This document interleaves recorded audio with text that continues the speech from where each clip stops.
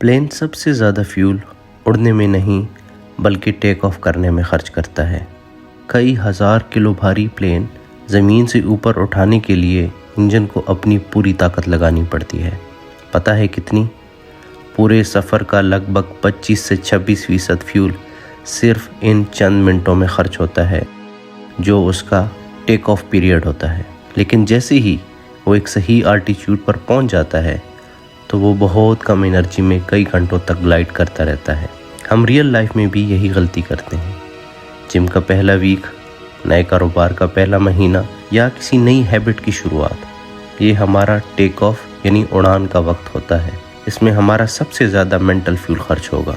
शुरुआत मुश्किल है मगर इसका मतलब ये नहीं कि रास्ता मुश्किल है। बस थोड़ा और ज़ोर लगाना होगा क्योंकि मोमेंटम बनते ही सब कुछ आसान हो जाता है।